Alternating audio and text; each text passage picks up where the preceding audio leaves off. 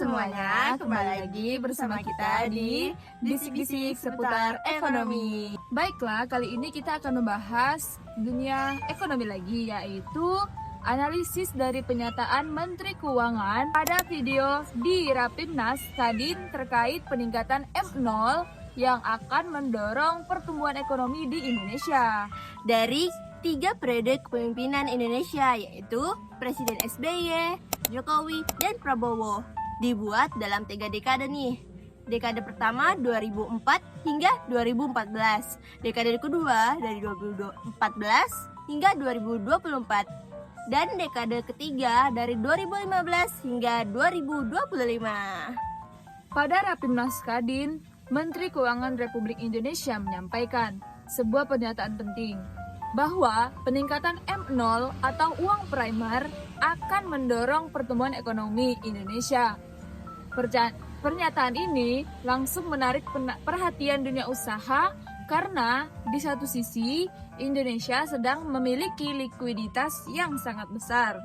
Namun di sisi lain, pertumbuhan ekonomi masih bertahan di kisaran 5%. Pertanyaannya adalah, apakah benar peningkatan M0 otomatis mendorong pertumbuhan ekonomi? Dan bagaimana faktanya jika kita melihat data kuartalan Indonesia selama 3 dekade? Terdapat 3 kepemimpinan presiden, yaitu Bapak Susilo Bambang Yudhoyono, Pak Jokowi, dan Bapak Prabowo.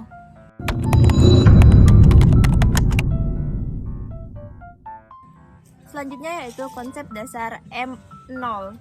M0 atau uang primer adalah uang kuartal yang beredar di masyarakat ditambah cadangan perbankan di Bank Indonesia. M0 merupakan fondasi utama sistem moneter.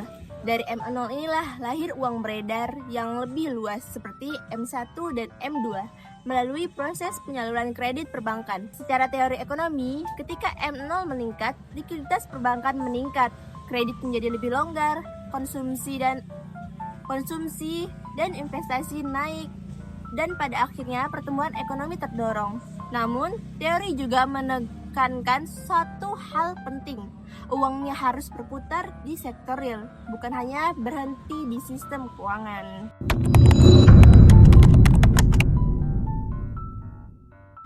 Lanjut, kita mulai dari era Presiden Bapak Susilo Bambang Yudhoyono.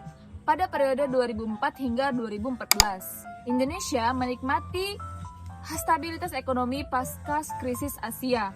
Pertumbuhan ekonomi relatif tinggi dan konsumsi rumah tangga menjadi motor utama pertumbuhan. Data kuartalan menunjukkan M0 meningkat secara bertahap dan stabil, seiring dengan naiknya kredit perbankan dan daya beli masyarakat.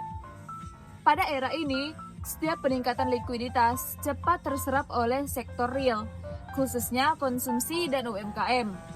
Artinya, hubungan antara M0 dan pertumbuhan ekonomi cukup kuat dan langsung. Era Bapak Susilo Bambang Yudhoyono menunjukkan bahwa ketika likuiditas tumbuh seiring permintaan, M0 benar-benar mampu mendorong pertumbuhan ekonomi secara efektif.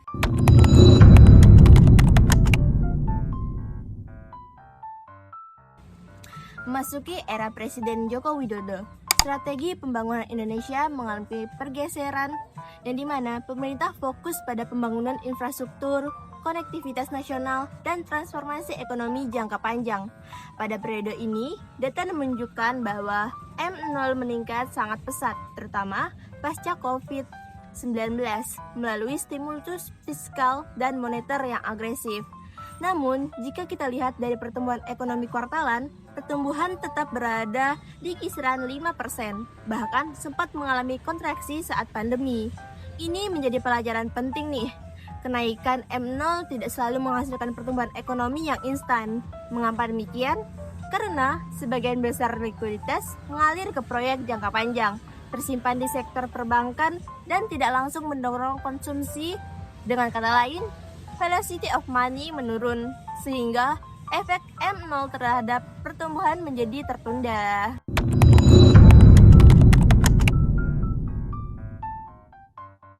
Lanjut ke era Bapak Prabowo. Pada awal pemerintahan Presiden Prabowo, Indonesia memasuki fase baru. Data terbaru menunjukkan M0 berada di level tertinggi sepanjang sejarah.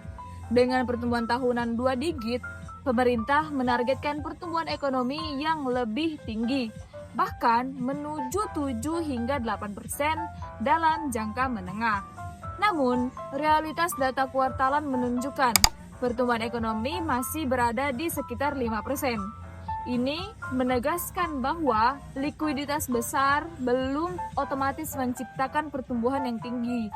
Tantangan utama era Prabowo adalah bagaimana mengubah M0 yang besar menjadi kredit produktif, lapangan kerja, dan peningkatan daya beli masyarakat. Selanjutnya kita lihat dari analisis Menku atau Menteri Keuangan. Jika kita menilai pernyataan Menteri Keuangan secara akademik, maka kesimpulannya adalah pernyataan tersebut benar secara teori, didukung oleh pengalaman era SBY, namun tidak selalu terbukti nih secara instan di era Jokowi dan Prabowo. Data 3 dekade menunjukkan bahwa efektivitas M0 sangat ditentukan oleh kualitas penyaluran kredit, kekuatan konsumsi rumah tangga, dan kepercayaan dunia usaha. Tanpa faktor-faktor tersebut, kenaikan M0 hanya akan memperbesar likuiditas tanpa mendorong output real secara signifikan. Baiklah, kita masuk ke sesi terakhir, yaitu kesimpulan. Dari analisis 3 dekade dan 3 kepemimpinan, kita dapat menarik satu kesimpulan besar. M0 adalah alat, bukan tujuan. Peningkatan M0 memang penting, tetapi hanya akan efektif jika diikuti oleh kredit produktif, penyerapan tenaga kerja, dan pertumbuhan konsumsi. Pernyataan Menteri Keuangan di Rapimnas Kadin bukanlah keliru, namun membutuhkan dukungan kebijakan struktural agar M0 benar-benar berubah menjadi pertumbuhan ekonomi yang nyata, dan disinilah tantangan terbesar ekonomi Indonesia ke depan, mengubah likuiditas besar menjadi kesejahteraan nyata. Terima kasih sudah menonton.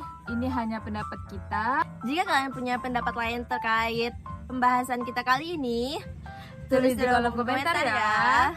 Jangan lupa like, komen, dan subscribe. Dan kembali lagi bersama saya Lady Dan saya Siti di Bisik-bisik seputar ekonomi. Dadah.